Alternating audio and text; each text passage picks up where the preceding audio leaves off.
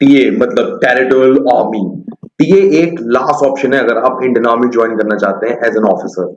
ना आपको समझना पड़ेगा कि 2023 में ये एग्जाम हुआ था और उसमें पैटर्न चेंज होकर हुआ था, और अब 2 साल बाद ये एग्जाम होने वाला है ना। 2 साल के इस एग्जाम में टीए में आपको ये बात समझना पड़ेगा, ये दुनिया का सबसे इजीएस्ट एग्जाम है for a group A officer. Group A समझते हो ना, डेजिग्नेटेड ऑफिसर, ग्रेडेड ऑफिसर, मतलब आईएएस रैंक के इक्विवेलेंट वाला जो ऑफिसर होता है ना, उसके बराबर का सबसे इजीएस्ट एग्जाम है ये। अब इसको समझने के लिए पहले मैं आपको अपने बारे में बता दूं। मेरा नाम है Shubham Varshney. I like to welcome you to self selection board. My aim to take you one step towards your uniform. मैं आपको सब कुछ समझाऊंगा, मैं आपको एग्जाम पैटर्न समझाऊंगा, मैं आपको एज बताऊंगा, मैं आपको सर्विस पीरियड बताऊंगा भैया, उसके बाद मैं आपको प्रमोशन ग्रोथ बताऊंगा। टीए में कुछ लोगों की इच्छा होती है कि पूरी तरह फुल मतलब परमानेंट हो जाए किसी तरह से, यार आर्मी 100% ज्वाइन हो जाए, कुछ और ना करना पड़े, तो मैं वो सब बताऊंगा। अब मैं पहले आपको बताता हूँ, पहले ना इसका एक ओल्ड पैटर्न होता था। ओल्ड पैटर्न में क्या होता था कि रीजनिंग, मैथ्स, जीके, इंग्लिश सब आती थी, और ये 2-2 घंटे का इसमें पेपर होते थे, 2 पेपर हुआ करते थे, ठीक है। अब इसमें पहले क्या होता था, 50-50 क्वेश्चन हर सेक्शन से आया करते थे, और टोटल पेपर है 200 मार्क्स का ये हुआ करता था, ठीक है। और यहाँ पर आपकी जो पैटर्न था वो चेंज हुआ। चेंज क्या हुआ, उन्होंने कहा कि एक ही पेपर होगा। क्या कह रहे हैं, एक ही पेपर होगा, और एक ही पेपर हम 2 घंटे में लेंगे। हर सेक्शन से हमारे 25-25-25-25 क्वेश्चन होंगे, और हर क्वेश्चन 25 मार्क्स का, मतलब टोटल मतलब 25 क्वेश्चन तो 25 मार्क्स का होगा, मतलब एक क्वेश्चन जो आपका क्या होगा 1 मार्क्स का होगा। टोटल पेपर कितना हो गया 100 मार्क्स। नाउ अब यहाँ पर क्या होगा, जब ये पेपर 2 घंटे का हो गया तो इन्होंने कहा कि हम नेगेटिव मार्किंग भी रखेंगे। नेगेटिव मार्किंग कितनी रखी, 1/3। 1/3 क्या हो गया 0.33। तो अगर आप क्वेश्चन गलत करते हो तो आपको 0.33 गलत होगा। पहले ये पेपर ऑफलाइन हुआ करता था, पर अब ये कंप्यूटर बेस्ड होता है। मतलब आपका जैसे आपका एक पेपर होता है ना कि आपको कंप्यूटर पे ही सॉल्व करना है, वहीं पर आंसर टिक करने हैं, वहीं पर आपका ये पेपर कंडक्ट होता है, ठीक है ना। अब मैंने आपको बता दिया कि भैया एक क्वेश्चन 1 मार्क का और पेनल्टी 0.33 है, तो एक कॉमन सेंस है। अब आप इस उम्र में आ गए हैं कि आप बेमतलब में तुक्का नहीं मारेंगे। तुक्का की कोई जगह नहीं है, नो तुक्का, ठीक है ना। क्योंकि पेपर बहुत कॉम्पिटेटिव है, बहुत कम लोगों का सिलेक्शन होता है। रिटन पेपर में जो सिलेक्शन होने की जो नंबर बाहर आते हैं वो सिर्फ 2000, मात्र 2000 बच्चे ही रिटन क्वालिफाई करते हैं। नाउ एज लिमिट की बात कर लें तो 18 टू 42, आई एम श्योर आपको ये बात पता होगा। नाउ इसमें थोड़ी और बातें आप समझ लीजिए। देखिए, जब हम इन चारों सेक्शन की बात कर रहे हैं, ठीक है ना, तो इन चारों सेक्शन में आपको बात ध्यान रखनी है कि इन चारों सेक्शन में सबसे जो मुश्किल सेक्शन होता है वो होता है मैथ्स का सेक्शन। बच्चों का निकलता ही नहीं, ठीक है ना। दूसरा सेक्शन होता है जीके। बाकी जो रीजनिंग वाला है और जो इंग्लिश वाला पेपर है, 99% ऑलमोस्ट सभी बच्चे कर लेते हैं। सभी सभी, बहुत ही रेयर ही कोई बच्चा ऐसा दिखेगा जो नहीं कर पाए। मैक्सिमम जो दिक्कत आती है उनको या तो मैथ्स में आती है या वो आती है जीके में, ठीक है ना। जीके में एक्चुअली दिक्कत इसलिए आती है, वास्ट सिलेबस होता है भाई, सब कुछ ही आ रहा है। साइंस भी आ रही है, ज्योग्राफी भी आ रही है, हिस्ट्री भी आ रही है, पॉलिटी भी आ रही है, इकोनॉमिक्स भी आ रही है, करंट अफेयर भी आ रही है, सब कुछ आ रही है, तो वास्टनेस होती है। और टोटल क्वेश्चन कितने आ रहे हैं 25, क्लियर है। तो ये डिफिकल्टी तो रहती है। नाउ अब मैथ्स में डिफिकल्टी रहती है बिकॉज ऑफ शॉर्ट टाइम, क्योंकि यार समय कम है और क्वेश्चन करने सारे हैं, ठीक है, तो भैया इसलिए दिक्कत आती है। ठीक, अब जरा हमसे समझते हैं जरा आगे कहानी में क्या है इसकी। अगर मैं आपको बात करूं कि इसका सिलेबस, अगर आप इसका अभी नोटिफिकेशन उठा के देखोगे ना, तो नोटिफिकेशन में ना आपको सिलेबस मिलेगा ही नहीं। आपको पता ही नहीं रखा होगा रीजनिंग में, वो कह देंगे हमें एक ऐसा बंदा चाहिए जो लॉजिकल एप्टीट्यूड रखता हो, जो हम कॉमन सेंस के साथ कर सके। क्या लिखा होगा, कॉमन सेंस के साथ कर सके, ये लिखा होगा बस। पर मैं आपको एक्जैक्टली टॉपिक बताता हूँ। डायरेक्शन सेंस आएगा रीजनिंग में, कोडिंग डिकोडिंग आएगा, ब्लड रिलेशन आएगा, पजल्स आएगी, लीनियर, सर्कुलर या स्क्वायर, स्लोगोइज्म आएगा, वेन डायग्राम आएगा, सीरीज कंप्लीशन आएगा, लॉजिकल रीजनिंग आएगी। ये सब इसका पार्ट होगा, ठीक है। नाउ अब मैं आपको रीजनिंग का कुछ क्वेश्चन दिखाता हूँ। ये देखो, ये क्वेश्चन जब टीए 2023 हुआ था ना, उसमें आया था ये। और जब मैंने इसे गूगल सर्च किया तो मुझे पता लगा ये पहले ही किसी एग्जाम में आ चुका है, ठीक है ना। मैंने एक और बार सर्च करके देखा, भाई एक और क्वेश्चन था, ये भी टीए के पेपर का था, और ये भी कहीं आ चुका है। फिर मैंने कहा एक और सर्च करते हैं, एक और, तो देखा ये भी आ चुका है भाई साहब, ये भी। तो बिल्कुल डिट्टो आ रहे थे, बस भाई ये डिजिट चेंज कर दिया करते थे। ये जो डिजिट थी ना, बस ये चेंज कर दिया करते थे, और पूरा का पूरा क्वेश्चन सेम। अब आपको एक बात जान के बहुत आश्चर्य होगा, जो आप जा रहे हो ना, वो ग्रुप ए ऑफिसर में जा रहे हो, समझो, ग्रुप ए मतलब हाईएस्ट। और जबकि ये जो एग्जाम है ग्रुप बी या ग्रुप सी के लेवल के एग्जाम है, दोबारा बोल रहा हूँ, ग्रुप बी या ग्रुप सी लेवल के एग्जाम है, जो कि बहुत छोटे लेवल होते हैं, क्लर्क ऐसे लेवल के एग्जाम होते हैं। तो एग्जाम का पेपर तो आसान है, चैलेंज क्या है, टाइम का, टाइम कम है, ठीक है ना। दूसरी बात, आपकी जो पढ़ाई है, स्टडीज है, वो छूट चुकी है। क्लियर है? मैं आपको और भी दिखाऊंगा चीजें, आपको भी क्लियरिटी आएगी। देखो ये वाला पेपर भी मैंने देखा, मैंने तो ये आप थोड़ा गूगल पे सर्च करना, ये आपको ग्रुप सी की नौकरी मिलेगी जहां तक मुझे पता है, ठीक है ना, चेक कर लेना। और देखो 2023 में पेपर हुआ है, 2023 में पेपर हुआ है, और 2022 में क्वेश्चन ऑलरेडी आ चुका है किसी पेपर में, ठीक है ना। तो बहुत ही सिंपल है, देखो क्लर्क लेवल का एग्जाम है और वहां से क्वेश्चन आया हुआ है 2022 से, बहुत ही फुद्दू, बहुत ही फुद्दू, ठीक है। अब मैं मैथ्स की बात करता हूँ। देखो जब मैथ्स का पेपर हुआ ना, कुछ बच्चे आए बाहर, सर पता है इस बार ना इन्होंने बहुत चीज डाली, परसेंटेज भी डाली इन्होंने, इन्होंने टाइम एंड वर्क भी डाला, बहुत चीज डाली सर, आपको अर्थमेटिक भी डाली, आप ना स्ट्रैटेजी चेंज करो। नहीं, देखो मैथ्स के सिलेबस में सिंपल अर्थमेटिक के क्वेश्चन भी आते हैं, अलजेब्रा पॉलिनोमियल भी आता है, ज्योमेट्री भी आता है, स्टैटिस्टिक्स भी आता है, ट्रिग्नोमेट्री भी आता है, और सिंप्लीफिकेशन अप्रोक्सीमेशन भी आता है। ये मोटे मोटे टॉपिक्स हैं। बट अगर मैं इसको बोलूं कि अगर मैं चाहता हूँ ना कि मेरा भाई बहन एग्जाम निकाले, तो मैं चाहूंगा कि वो ज्योमेट्री पे बहुत ज्यादा फोकस करे, मेंसुरेशन पे फोकस करे, ट्रिग्नोमेट्री पे फोकस करे, ठीक है ना, उसके बाद स्टैटिस्टिक्स पे फोकस करे। ये वो चार टॉपिक हैं जो हाईएस्ट वेटेज रखते हैं।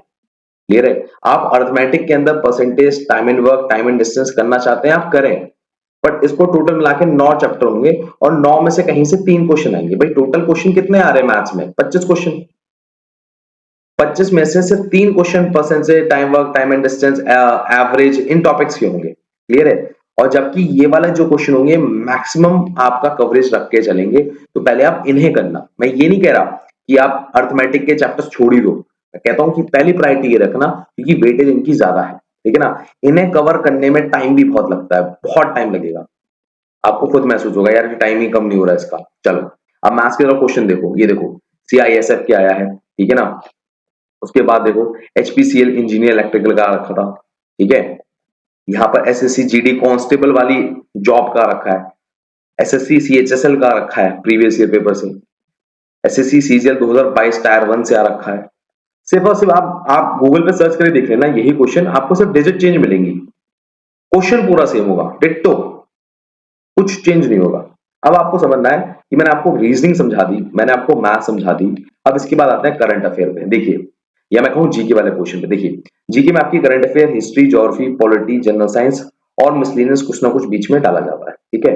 अब ये बात समझ लो कि ये वाला जो पेपर है जीके, सबसे ज्यादा टाइम लेता है कवर करने में, अगर आज तक आपने कोई एग्जाम गवर्नमेंट का दिया ही नहीं है। अगर आप किसी प्राइवेट मतलब टीसीएस वीसीएस के बंदे हो, या बीसीए करके किसी मतलब प्राइवेट जॉब में लग गए हो, तो ये आपको सबसे ज्यादा सिर दर्द देगा, क्योंकि ना तो आपने हिस्ट्री ज्योग्राफी पढ़ी होगी ना कुछ और, ठीक है। वहीं अगर आपने एग्जाम गवर्नमेंट का निकाल रखा है कोई, तो ये आपके लिए बड़ा फुद्दू है, आपको तो रिवाइज करना कुछ है ही नहीं इसमें, इतना फुद्दू चीजें हुई है, ये सब पढ़ रखा होगा आपने। अब इसमें ना मैं आपको एक एक सब्जेक्ट को ना थोड़ा क्लियर करके मैं बताऊंगा कि यार किससे क्या तैयार करना है, सब कुछ नहीं पढ़ना है, सब कुछ नहीं पढ़ना है, बहुत ध्यान सुनना क्या करना है। देखो फॉर एग्जाम्पल करंट अफेयर की बात करूं, तो करंट अफेयर ना बहुत ज्यादा जगह से आ सकता है, मतलब मैं कहूं ये भी आ सकता है कि इंडेक्स बताओ कि इंडिया की फलाना इंडेक्स में क्या रैंकिंग है, पर ऐसा नहीं है, इसमें ऐसा नहीं होता। इसमें आप देखो, पहली बात तो करंट अफेयर के वेटेज ही 2 या 3 क्वेश्चन का होगा।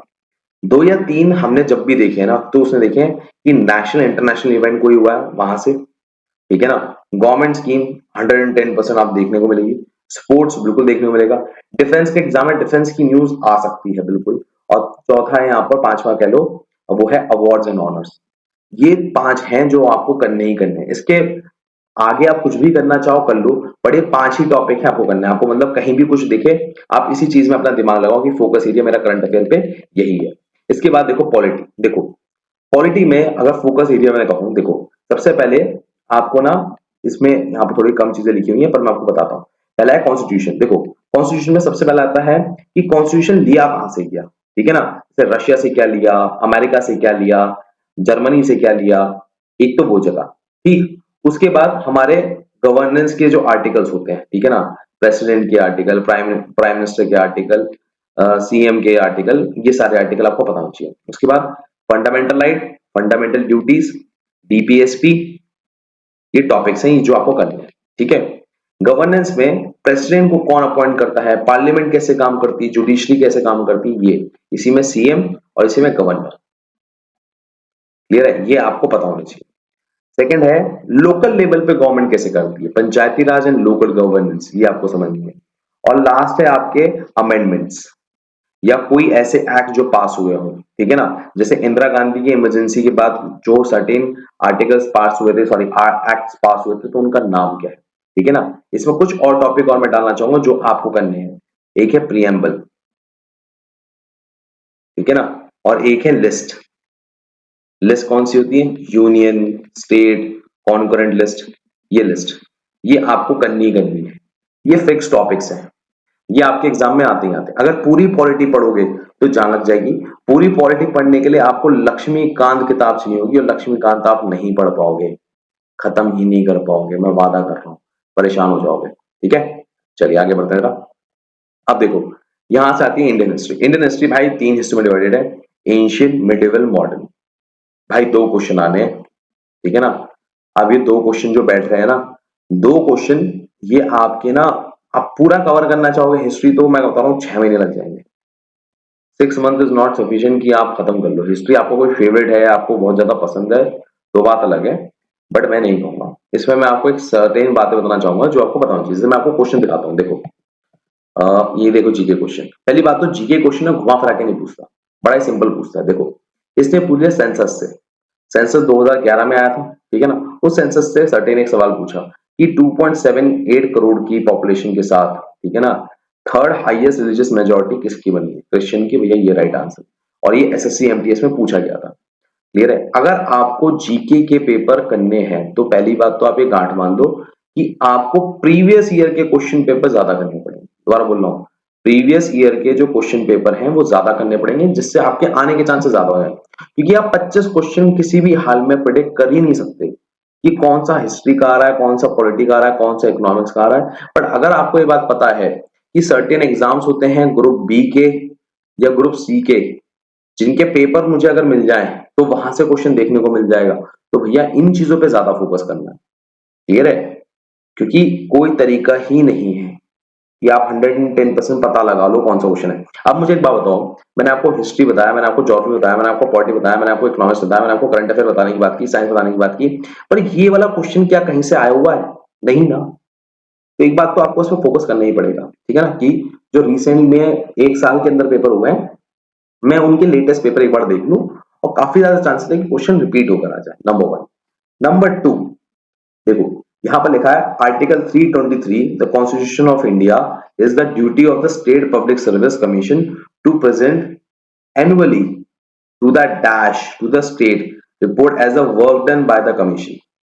भैया ये आपके दिमाग के ऊपर से गया होगा, भैया ये पता नहीं क्या बात कर रहा है, और अच्छे अच्छे लोगों के दिमाग के ऊपर से गया होगा, क्योंकि अगर आपने पॉलिटी बहुत डेप्थ में नहीं पढ़ी है तो क्लियर नहीं होगी, ठीक है। दूसरी बात, हमें एक बात समझने को मिली कि हमें करंट ईयर्स के पेपर्स तो देखने ही देखने हैं जो एक साल पहले में हुए हैं। दूसरा हमें क्या देखना है, हमें लास्ट नंबर पे क्वेश्चन अटेम्प्ट करके क्वेश्चन को समझने की काबिलियत बढ़ानी पड़ेगी। और वो भी कौन से, एक होते हैं आपके statement wise question. Statement wise question कौन से होते हैं, जो भैया कहेंगे statement one, statement two, statement three, बताओ स्टेटमेंट वन सही है, स्टेटमेंट टू चाहिए, स्टेटमेंट थ्री सही है, या वन टू सही है, वन थ्री सही है, या वन टू थ्री तीनों सही है। आपके क्वेश्चन ऐसे आएंगे, आपके तो सिंपल आ रहे हैं, सिंपल। तो आपको ध्यान रखना है कि आपके पास एक ऐसा क्वेश्चन बैंक हो जिससे आप huge number of questions practice कर सको, चाहे वो 2018 के हो, 17 के हो, 16 के हो, 15 के हो, सारे के सारे क्वेश्चन आप प्रैक्टिस कर सको। Are you getting my point? दो चीजें, एक तो लास्ट 1 ईयर में जो भी पेपर हुए हैं वो आपको पता होने चाहिए, ठीक है ना। जैसे मैंने आपको बताया 2022 का पेपर था, तो 23 में आपका पेपर हुआ था, और 2022 में ये आपका पेपर कंडक्ट हुआ था, ठीक है ना। नाउ अब इतनी बात क्लियर होगी, अब जरा तीसरी बात समझिए जरा। यहाँ पर which of the following festival celebrated in a Mishbi tribe of Himachal Pradesh. Again आप ध्यान से देखो, ये वाली जो चीज है, ठीक है ना, ये आप नोटिस करोगे कि एक रीजनल चीज पे भी जा रहा है, ठीक है ना, कि फलाना जगह पे क्या हो रहा है, ठीक। अब इन ऐसे क्वेश्चंस को आप पकड़ के नहीं बैठेंगे, यार मैं तो ये करके मानूंगा, मुझे तो आना चाहिए। नहीं भाई, ये प्रैक्टिकली पॉसिबल नहीं है, ठीक है ना। अगर मैंने आपको बोला है कि करंट अफेयर के आपको 4 टॉपिक करने हैं, और अगर इससे बियॉन्ड आ जाए तो आपको परेशान नहीं होना। हमें सब कुछ नहीं करना। हम ऐसे नहीं कर रहे हैं कि भैया हमें बिल्कुल 100% पेपर आएगा तभी हम कर सकते हैं। नहीं भाई, इस ख्याल से बाहर निकलो। आप में से काफी लोग तो आज भी उसी चीज पे अटके रहते हो कि यार 100% अगर पेपर नहीं आता तो मतलब हमें कुछ नहीं आता। नहीं भैया, ऐसा नहीं होता है। 100% तो किसी को भी पेपर नहीं आता। जिसने पेपर क्वालिफाई किया है ना, वो भी 100% नहीं कर सकता। इसका पेपर क्वालिफाइड है वो भी 100% नहीं कर सकता। तो अपने दिमाग को खाली रखो कि भैया सिलेक्टेड करना है और जो मेजर लेवल पे आ रहा है वो करना है। ऐसा नहीं सब कुछ पकड़ के चलना है। ठीक है ना? चलिए आगे चलते रहो। अब देखो ये बड़ी सिंपल है। स्पोर्ट्स देखो, मैंने बताया, देखो आगे क्लियर है। तो हमेशा ध्यान रखो, मैंने आपको बताया था कि स्पोर्ट्स की करंट अफेयर करनी चाहिए आपको। देखो स्पोर्ट्स की आ रही है। कंफर्म चीज हमेशा आपको करनी है। हमेशा ध्यान रखो, हाईएस्ट वेटेज चीज वाली हमेशा आपको करनी है और बिल्कुल करनी ही करनी है। सोचो 2023 का पेपर था, 2023 में ही आपका टीए का पेपर हुआ। आपने अगर ये निकाल लिया होता तो भैया आपका बल्ले बल्ले थी। क्लियर है? तो ये आपको ध्यान रखनी है। ठीक है ना? अब कुछ लोग कहेंगे जुलाई का पेपर है मेरे लाल, पहले टीए का पेपर हो गया था। तो भाई मेरे कहने का सेंस ये है कि बुरा मत मानो, एक साल के पेपर कर लो, तुम्हारे चांसेस निकलने के ज्यादा हो जाएंगे। ठीक है ना? बस इतना कहना चाह रहा हूँ मैं आपकी बात। चलिए आगे चलते हैं। देखो अब यहाँ पर था, अब देखो हिस्ट्री समझाना चाहता मैं। हिस्ट्री में मैं बात कर रहा हूँ कि यार हिस्ट्री बहुत लंबी होती है, 6 महीने लगते हैं। और आप नोटिस करो, जब इस हिस्ट्री में भी अगर आप करना चाहोगे तो आप नोटिस करोगे कि ये ना वन लाइनर आते हैं। क्या आते हैं? One liner. Mughal king who captured Delhi after the battle with the sultan of Delhi in 1526। इस इंसान ने 1526 में सुल्तान ऑफ दिल्ली को हराकर मुगल किंग का खिताब ले लिया था और मुगल किंग कहलाया जाता था, तो वो था बाबर। तो आपको ध्यान रखना है कि आप रेदर देन प्रॉपर हिस्ट्री पढ़ने के लिए वन लाइनर हिस्ट्री को प्रैक्टिस ज्यादा करो। ठीक है ना? वन लाइनर हिस्ट्री को आप प्रैक्टिस ज्यादा करो। जितने वन लाइनर हिस्ट्री आप ज्यादा प्रैक्टिस करोगे उतना ज्यादा आसान आपके लिए हो जाएगा कि भैया करना कैसे। आई होप मेरी बात समझ में आ रही हो। ठीक है ना?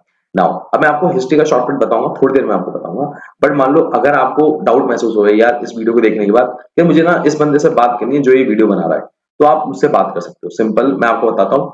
एक ऐप है, ऐप का नाम है सेल्फ सिलेक्शन बोर्ड। ठीक है ना? Self selection board play store पे मिल जाएगी आराम से आपको, खाली प्ले स्टोर पे। अगर iOS पे किसी को चाहिए तो मैं बता दूंगा, इस नंबर पे आप iOS लिख देना, आपको ऐप मिल जाएगी। बट प्ले स्टोर पे आराम से मिल जाएगी सेल्फ सिलेक्शन बोर्ड। और अगर आपको कोई भी दिक्कत आ रही है उस नंबर पर कॉल कर लेना और फिर आप मेरे से 1-to-1 का अपॉइंटमेंट एक बार बुक कर लेना। मैं आपसे आराम से बैठ के बात करूंगा। ठीक है ना? और जो अपॉइंटमेंट होगा मेरे साथ वो शाम का होगा, 6 PM to 9 PM।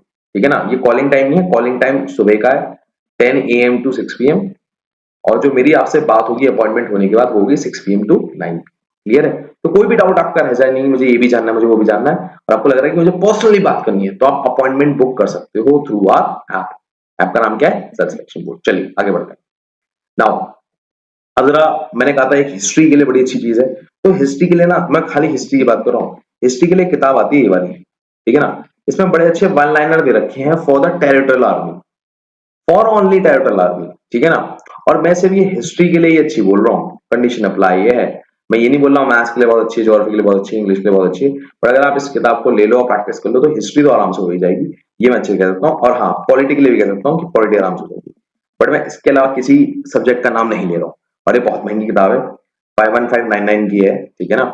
But content is good. ठीक है ना? ये मैं आपको अश्योरिटी दे सकता हूँ for the history and polity, if you can afford then. ठीक है? चलो आगे बढ़ते हैं। नाउ अब देखो, मैं आपसे एक बात चाहता हूं कि आपके पास ना एक अनुभव और इकट्ठा हो जाए। जैसे फॉर एग्जांपल ये मेरे ही ब्रदर हैं, इन्होंने अपने 21st अटेम्प्ट में टेरिटोरियल आर्मी का एग्जाम निकाला था। मतलब इन्होंने एनडीए भी दिया था, सीडीएस भी दिया था, फिर टेक एंट्रीज भी थी वो भी दी थी। ठीक है ना? फिर ग्रेजुएशन एंट्रीज थी वो भी दी थी। तब जाके उनका 21वें अटेम्प्ट में फाइनल, जो मैं कहता हूँ ना last option to join Indian army, उनका हुआ था। मैंने इनका लिंक डिस्क्रिप्शन बॉक्स में कमेंट में दे दिया। एक बार जरा इनकी पूरी जर्नी समझना, आपको जो क्लियरिटी आएगी ना सब समझ में आएगी। ठीक है ना? एक बात और, जो अब टीए एग्जाम होता है ना उसमें अब पीआई भी नहीं होता। मान लो आप टीए का रिटन एग्जाम निकाल लेते हो तो डायरेक्टली आपको अब एसएसबी जाना होता है। पीआईबी अब ऑप्शन ही नहीं है, पीआईबी अब नहीं होता। ठीक है? चलिए यहां तक की बात हो गई है। अब यहां से हम जरा थोड़ा सा और आगे बढ़ते हैं। देखो कंसिस्टेंसी, देखो क्या होता है कि जो कंसिस्टेंसी है इस पूरे एग्जाम में सबसे बड़ा खेल है, जो कि जहां तक मैं मानता हूं कि जॉब के साथ ये प्रैक्टिकली पॉसिबल नहीं आ रहा होगा। चाहे आप बिजनेस भी करते हो तो भी आप प्रैक्टिकली पॉसिबली नहीं कर पाएंगे। ठीक है? दूसरा है कंसेप्ट की क्लैरिटी। अगर आप कंसेप्ट की क्लैरिटी बिल्डअप कर गए तो ये समझ लो आपने फाड़ दिया। ये पेपर क्या मांग रहा है आपसे? सिंपल इतना सा कि भैया क्या क्या चीज है। भैया मैंने कहा कि पहला मुगल किंग जिसने भैया सुल्तान ऑफ दिल्ली को 1526 में हरा दिया था, ठीक है, वो कौन आदमी था? बाबर। खत्म। उसने तुम्हें घुमाया क्या? नहीं। वो तो कह रहा है कंसेप्ट क्लियर लिया, हो गया। दूसरा, देखो अगर आपको सिंपल सी बात है यार, अब तुम बहुत मैच्योर आदमी हो, तुम इस एज में आकर पेपर दे रहे हो, तुम्हें पता होगा। अगर सोचो तुम मॉक टेस्ट क्वालिफाई कर लो, तुमने 10 मॉक टेस्ट दिए और 10 के 10 मॉक टेस्ट तुमने क्वालिफाई कर लिए, तो मुझे बताओ टीए ना क्वालिफाई करने का क्या रीजन होगा? ठीक है। दूसरी बात मैं बता दूं, टीए जब आता है ना, तो कई बार कई सालों बाद अभी आता है, और इस साल आने वाला है 2025 में, तो ये हमारे लिए बहुत बड़ी ब्लेसिंग है। तो प्लीज मेक श्योर कि आप उसका मॉक टेस्ट जरूर दो, जितने ज्यादा मॉक टेस्ट दो, कहीं से भी दो पर दो। क्लियर है? नेक्स्ट चीज मैं आपको बताना चाहता हूँ, सिलेबस में कुछ मॉडिफिकेशंस हैं जो आपको ध्यान रखने चाहिए। जैसे जब हम सिलेबस की बात कर रहे हैं, तो देखो मैंने अभी आपको बताया था अर्थमेटिक, ट्रिग्नोमेट्री, सॉरी ट्रिग्नोमेट्री कह रहा हूँ, अलजेब्रा, ठीक है। फिर अलजेब्रा के बाद ट्रिग्नोमेट्री, ज्योमेट्री, मेंसुरेशन, स्टैटिस्टिक्स। मैंने आपको बताया था कि आप अपना मैक्सिमम फोकस आप इस चीज पे रखें, ठीक है ना, ये आपका 90% सिलेबस कवर कर लेगा, ठीक है। जब आप इस सिलेबस में आ रहे हो तो प्लीज मेक श्योर जब आप इस वाले चीज को देने टाइम दोगे, क्या नाम है इसका, देखो ratio proportion, simple interest, compound interest, time distance, unitary method, time and work, percentage, तो आप इस बात को बहुत ध्यान देके देना कि यार ये एक तरह से ना इन्फानाइट लूप है, क्योंकि इसके अंदर आप ध्यान से देखोगे आपके 7-8 चैप्टर्स कवर हो जाएंगे, ठीक है ना। इसमें एक चैप्टर हो गया नंबर सिस्टम, क्लियर है। फिर क्या हो गया फंडामेंटल ऑपरेशन, फंडामेंटल ऑपरेशन मतलब 7 की डिजिट टेस्ट, 8 की डिजिट टेस्ट, 9 की डिजिट टेस्ट, 3 की डिजिट टेस्ट, 4 की डिजिट टेस्ट, ये अपने आप में एक हो गया, ठीक है। फिर लॉगरिथम एक चैप्टर हो गया। तो जब आप इस लूप में फंस गए एक बार, तो आप दिक्कत में फंस जाओगे, ठीक है। अब मॉडिफिकेशन की अगर मैं बात करूं, जरा मैं आपको मॉडिफिकेशन की बात कर रहा था, वो दिखा देता हूं आपको। कहां गया? हाँ, देखो जब मैंने आपको रीजनिंग का पहले आपको बताया था ना, तो वो आपको समझना चाहिए कि रीजनिंग ना थोड़ी बदल बदल के आ रही है, ठीक है ना।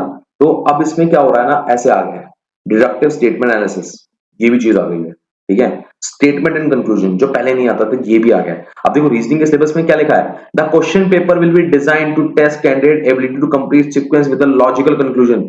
लॉजिक आना चाहिए, जिसमें हम कुछ भी डाल देंगे, पैटर्न ऑफ नंबर भी डाल देंगे, स्टेटमेंट डाल देंगे, फिगर भी डाल देंगे, कुछ भी डाल देंगे।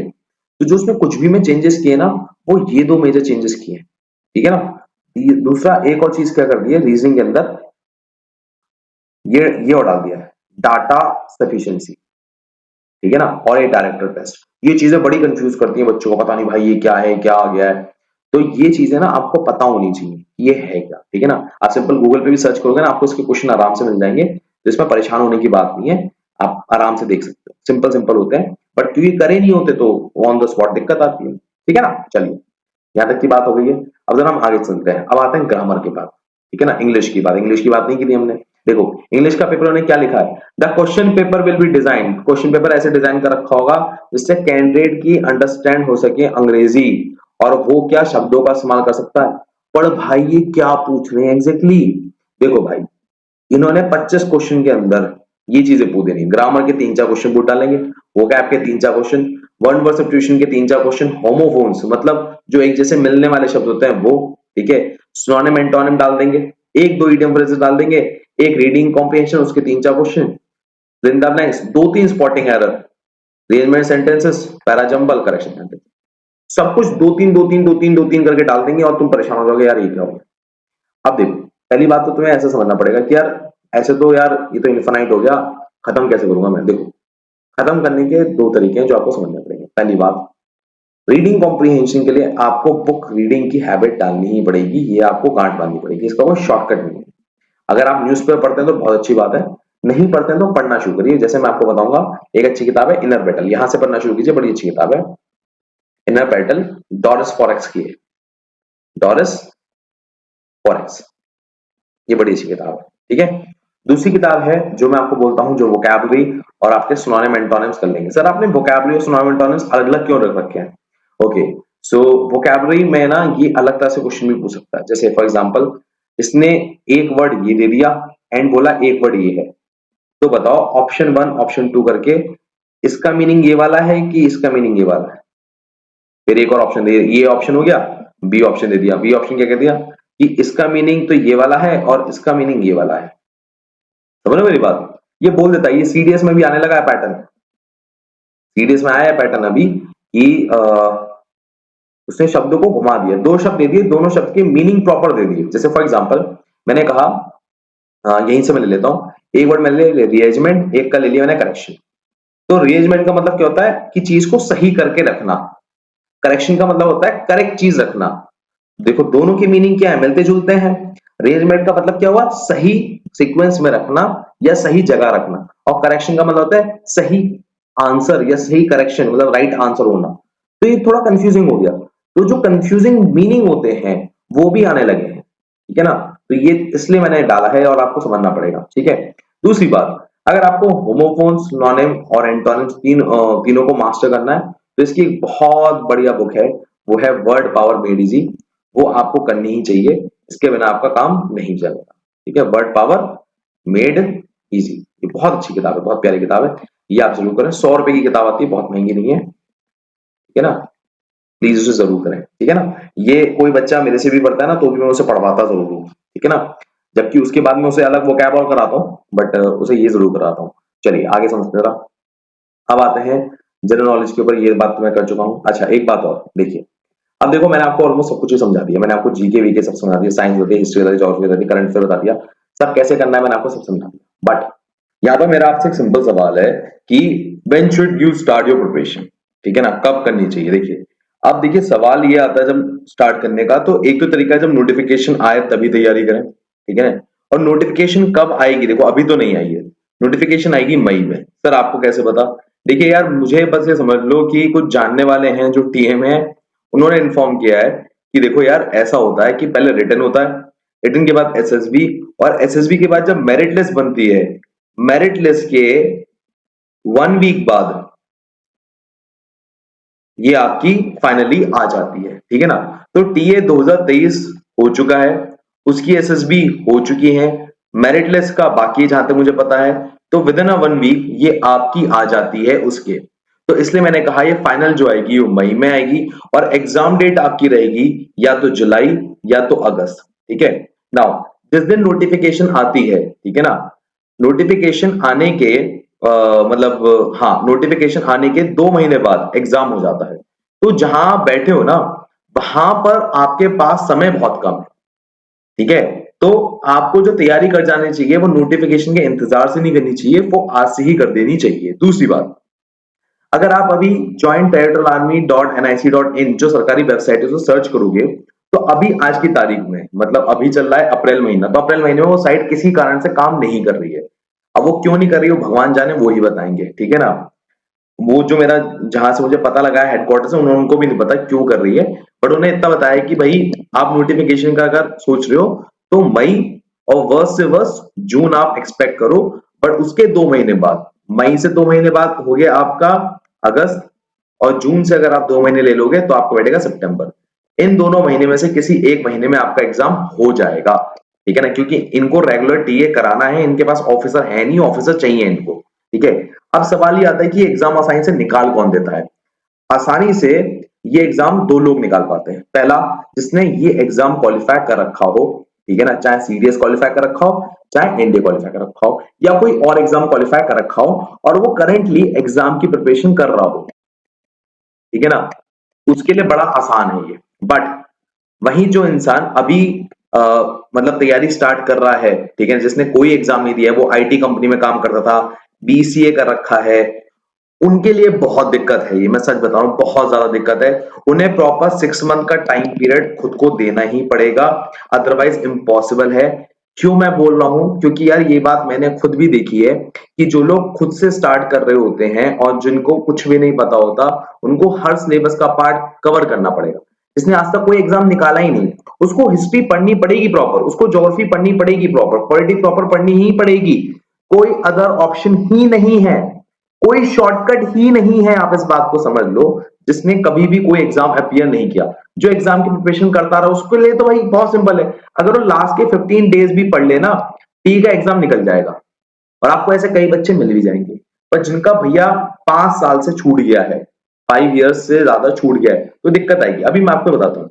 दूसरी बात, आपके पास दो चॉइस है, या तो आप खुद से प्रिपेयर कर लीजिए, स्टार्ट बाय योर ओन, इसमें आप अपने आप पर हैं, क्या खत्म करना है, कौन सी बुक्स हैं, ये सब आपके ऊपर है, ठीक है ना। अब बात बची बुक्स की, तो मैं आपको बुक्स बता देता हूँ, ठीक है ना। कहाँ गए भैया books books books books books. चलो मैं आपको यहाँ पर बता देता हूँ बुक्स का कैसे है। देखो, अगर मैं बुक्स की बात बोलूं, तो बुक्स में अगर मान लो मैं कहता हूँ साइंस, तो साइंस में आ गई आपकी 9th 10th की एनसीईआरटी, ये आपको पता होनी चाहिए। अच्छा मैं बोल रहा हूँ हिस्ट्री और पॉलिटी, तो मैंने आपको भी एक बुक दिखाई थी, इसे कहते हैं पीआईबी का ओल्ड एडिशन, वो आपको करनी पड़ेगी, ठीक है ना। उसकी वर्थ है अराउंड 1500 रुपीज, ठीक है। उसके बाद अगर आप देख रहे हो ज्योग्राफी, तो geography class 11th NCERT, NCERT के इसमें दो पार्ट होते हैं, पार्ट 1 एंड पार्ट 2 दोनों। उसके बाद अगर मैं ले रहा हूं आपका साइंस हो गया, हिस्ट्री हो गई, पॉलिटी हो गई, ज्योग्राफी हो गई, इकोनॉमिक्स आपको हाथ करनी नहीं है, नॉट टू डू है ये, टाइम वेस्ट है, इससे शायद ही ये क्वेश्चन आता है, ठीक है ना। इसके बाद मेरा सब हो गया। अच्छा मैथ्स, मैथ्स की बात करें, तो मैथ्स में कोई भी किताब आपको चलेगी जो भी कॉम्पिटेटिव एग्जाम के लिए बनाई गई है, ठीक है ना, कोई भी कॉम्पिटेटिव एग्जाम के लिए बनाई गई किताब है। इंग्लिश की बात करें, तो इंग्लिश में आपकी 3 किताबें आ गई, वर्ड पावर मेड इजी, ठीक है ना, वर्ड पावर मेड इजी, थोड़ा शॉर्ट में लिख दे रहा हूं। उसके बाद एक किताब है आपकी पैरामाउंट, पैरामाउंट इज गुड, ठीक है ना, पैरामाउंट फॉर द ग्रामर है ये, ठीक है ना, फॉर द ग्रामर। उसके अलावा मैं आपको बोलूंगा, हाँ, क्या नाम था उसका, इनर बैटल, बहुत इंपॉर्टेंट किताब है अगर आप इंग्लिश कॉम्प्रिहेंशन के लिए टारगेट कर रहे हैं। और दूसरा है वर्ल्ड शॉर्ट स्टोरीज, इससे कॉम्प्रिहेंशन बहुत आते हैं, बहुत ज्यादा, वर्ल्ड शॉर्ट स्टोरीज। तो ये सारी बुक्स हैं जो मैं आपको बताना चाहता हूँ, ये आपको पता होनी चाहिए, ये आप नोट डाउन कर लीजिए, मेरे साथ साथ लिख लीजिए, ठीक है। चलिए, तो अगर आप बुक से कर सकते हो, खुद से कर सकते हो, खुद अपनी उलझनों को समझ सकते हो, भैया कैसे भी कर लूंगा, मैं पढ़ लूंगा, बस किताबें चाहिए, तो मैंने आपको सारी किताबें बता दी। आपको लगता है भैया बस मुझे पढ़ना है, मेरा बहुत बिजी शेड्यूल है, ठीक है ना, बस मैं ये चाहता हूं कि मैं सिर्फ पढ़ लूं, मुझे सिर्फ बताता जाए कोई क्या पढ़ना है, सिंपल मैं एक ऐप खोलूं, ऐप में मुझे मिल जाए वीडियो और उसके नीचे उसकी मिल जाए पीडीएफ और मैं पढ़ता चलूंगा, तो भैया आपके लिए हम है, ठीक है ना। हम आपको भैया प्रॉपर तैयारी कराएंगे, बैच का नाम है धोनी, आपकी कंसिस्टेंसी का भी ध्यान रखेंगे, ठीक है, कंसेप्ट की क्लियरिटी भी आपकी कराएंगे, एकदम बिल्कुल मक्खन तरह समझाएंगे। फिर मॉक टेस्ट भी कराएंगे टाइम से, रिकॉर्डेड वीडियो होंगी, कभी भी देखो, लाइव क्लास का कोई पंगा नहीं है। दूसरी बात, जो नॉन मैथ स्टूडेंट होंगे उनको एकदम बेसिक से लेके चलेंगे, एकदम जीरो से। और एक और बात, अगर मान लो आपको कोई भी डाउट बैठता है, एनी डाउट, ठीक है ना, कोई भी दिक्कत बैठती है, चाहे आपकी एसएसबी के रिगार्डिंग हो, चाहे आपकी मेडिकल के रिगार्डिंग हो, आपकी ज्वाइनिंग की प्रॉब्लम हो, कुछ भी हो, प्लस कोई भी डाउट बैठ रहा है आपको, 1 कॉल अवे, एक कॉल दूर होंगे हम सिंपल, आपने फोन मिलाया, हमने आपके साथ है। इसका लिंक इस बैच का आपको हमारे डिस्क्रिप्शन बॉक्स या कमेंट बॉक्स में मिल जाएगा, या आप एक काम कर सकते हैं सिंपल, प्ले स्टोर पे जाना, प्ले स्टोर तो पता ही होगा, हाँ हाँ, जहां से तुम वीडियो गेम्स या गेम्स की एप्स इंस्टॉल करते हो, प्ले स्टोर पे जाना और वहां पर जाके सर्च करना सेल्फ सिलेक्शन बोर्ड, क्या सर्च करना, सेल्फ सिलेक्शन बोर्ड, और आपको ऐप मिल जाएगी, ठीक है ना, सिंपल। नाउ अब ये बात आप समझ गए होंगे कि भैया जो एग्जाम होगा या तो जुलाई अगस्त के 3rd 4th वीक में होगा, आप इस बात को ध्यान रखो। इसमें जीतेगा वही जो भैया पहले से तैयारी करके बैठा है, जो भैया बहुत पहले से गवर्नमेंट एग्जाम देके बैठा है, उसको तो भैया कोई कोचिंग की जरूरत है ही नहीं, जरूरत उसको है जो बंदा आधी अधूरी तैयारी है, या 5 साल से ऊपर हो गया है, कोई गवर्नमेंट एग्जाम ही नहीं दिया है, तो वो सब कुछ भूल चुका होगा, उसको तैयारी की जरूरत है, इस बात को आप समझ लें, ठीक है ना। अच्छा, इस पूरी इसकी पूरी पीडीएफ अगर आपको चाहिए, तो हमने एक व्हाट्सएप ग्रुप बना दिया है, उस व्हाट्सएप ग्रुप को आपको ज्वाइनना है, इस नंबर पे आपको सिंपल टीए लिखना है और आपको ना व्हाट्सएप को ज्वाइन करा दिया जाएगा, ठीक है। प्लस प्लस प्लस प्लस, अगर आपको टीए 2023 का क्वेश्चन पेपर देखना है, कैसा था, क्या आया था भाई, तो भी आप टीए लिखना, तो व्हाट्सएप ग्रुप भी आपको मिल जाएगा, प्लस इसका लिंक भी आपको मिल जाएगा, ठीक है ना। बाकी ध्यान रखो, अगर तुम्हें ऐसा लगे कि यार नहीं मुझे इस आदमी से बात करनी है, मेरे और भी कई डाउट है, तो ये आप सिंपल सी एक काम कर सकते हो, इन दोनों में से किसी नंबर पे डायल करो, ठीक है ना, अपॉइंटमेंट बुक करो, और हमारी मीटिंग होगी शाम के 6 बजे से लेके रात के 9 बजे तक, किसी भी टाइम आपके अकॉर्डिंग जो चाहिए होगा आपको मिल जाएगा, ठीक है। याद रखो, ये एक्चुअली टीए का हेल्पलाइन नंबर है, कुछ समय से काम नहीं कर रहा है, पर याद रखो भैया हमारा कॉलिंग नंबर, हेल्पलाइन नंबर आपके लिए बिल्कुल उपलब्ध है, जो भी आप दिक्कत चाह रहे हो हम आपके साथ खड़े हैं, ठीक है।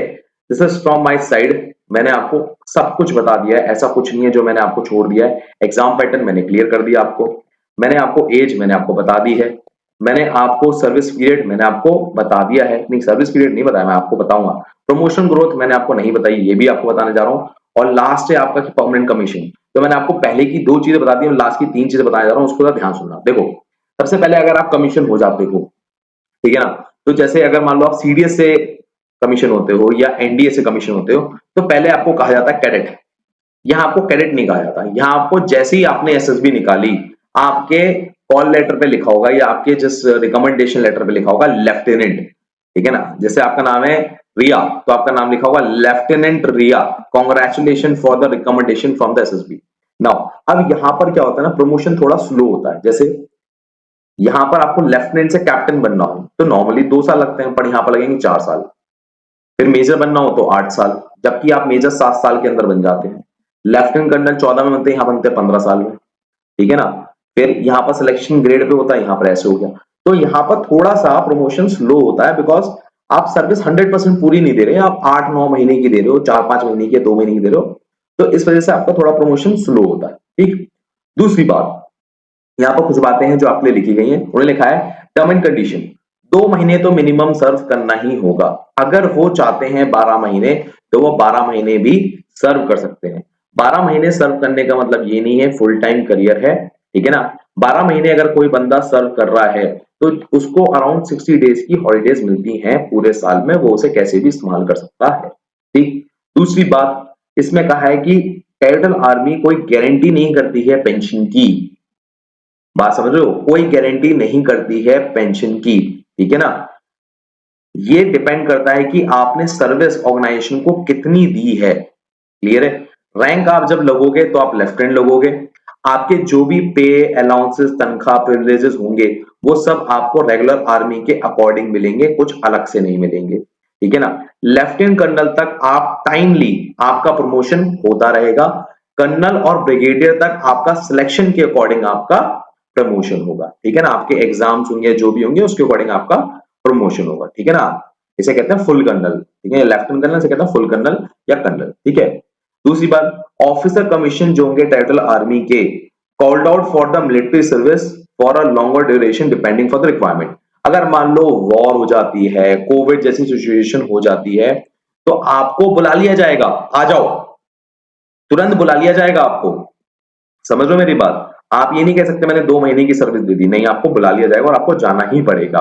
उसके बाद परमानेंट स्टाफ अपॉइंटमेंट, मान लीजिए आपका 4 साल से ज्यादा आपने सर्विस की, 4 से 5 साल से ज्यादा आपने सर्विस की, तो आपको कई चीजें आपको अलॉट होंगी। जैसे मैं आपको बताता हूँ, आई थिंक यहीं पर है, ये देखिए, अगर आप 4 years ऑफ सर्विस कर देते हैं तो आपको टर्मिनल ग्रेट्युटी मिलेगी। मतलब अब ये प्राइवेट में भी होता है, अगर आप कहीं भी 4 से लेके 5 साल सर्विस करते हैं तो आपको एक अमाउंट मिलता है कि भैया आपने इतनी सर्विस की है, इसलिए हम आपको कुछ सर्टेन अमाउंट देंगे, उसे हम ग्रेट्युटी कहते हैं। दूसरा, अगर आप 20 साल की सर्विस कर लेते हैं तो आपको पेंशन मिलेगी। अगर आप 20 साल की सर्विस कर लेते हैं तो आपको क्या मिलेगी, पेंशन मिलेगी, अगर आप उसके बाद रिटायरमेंट लेना चाहें तो, ठीक है। अब आता है परमानेंट स्टाफ अपॉइंटमेंट, ठीक है, आई थिंक ये वाला मैं कवर कर चुका हूं, ये भी कवर कर चुका हूं। अच्छा, अब यहाँ पर रिटायरमेंट की एज है, जैसे फॉर एग्जांपल कोई इंसान हो सकता है ना 42 इयर्स पे जाकर ना आर्मी में सिलेक्ट हुआ, पर वो मेजर रैंक तक आया और मेजर रैंक पर 54 का हो गया, तो अब उसे रिटायरमेंट मिल जाएगा। ये कहें नहीं मैं 20 साल की करना चाहूँ, ऐसा नहीं हो सकता, ठीक है। लेफ्टिनेंट कर्नल रैंक तक पहुंचते पहुंचते अगर आप 56 इयर्स के हो गए तो आपको अब रिटायरमेंट मिल जाएगा। ब्रिगेडियर रैंक तक आते आते अगर आप 58 के हो गए तो आपको रिटायरमेंट मिल जाएगा, क्लियर है। ये उनकी कुछ कंडीशंस है, ठीक है। नाउ याद रखो यार, दोबारा बोलता हूं तुम्हें, मैंने तुम्हें आई थिंक जितना मैंने क्लियर किया होगा, पूरे यूट्यूब पे कोई ऐसा बंदा नहीं होगा जो तुम्हें इतनी क्लियरिटी से बता सके। तो याद रखो यार, अगर तुम धोनी बैच को ज्वाइन करते हो तो मैं आपको कंसिस्टेंसी बना के दूंगा, कंसेप्ट क्लियरिटी बना के दूंगा, मॉक टेस्ट की टाइमिंग होगी। कोई भी डाउट हो आप एक कॉल कर दो, हम आपके लिए बैठे हैं। इसका लिंक कमेंट में है, डिस्क्रिप्शन बॉक्स में, या कहां पर जाना है आपको, सेल्फ सिलेक्शन बोर्ड की ऐप पर, ठीक है ना। सिंपल डालना प्ले स्टोर पे सेल्फ सिलेक्शन बोर्ड, वहां पर आपको मिल जाएगा, क्लियर है। आई होप मेरी बात पूरी क्लियर हो गई होगी, एक एक चीज मैंने डिटेल से आपको बताई है, हर चीज। तो मैं इंतजार कर रहा हूं जिस दिन तुम्हारा सिलेक्शन होगा, तुम मुझे मिठाई के लिए कॉल करोगे, सर मिठाई सर क्या बात कर रहे हो मिठाई। तो मिलते हैं आपसे अगली वीडियो में। Jai Hind, take care, bye bye. मैं उनको रोज सोचता हूँ, मैं उनको रोज सोचता हूँ। वो है अंतिम पलों के निशान।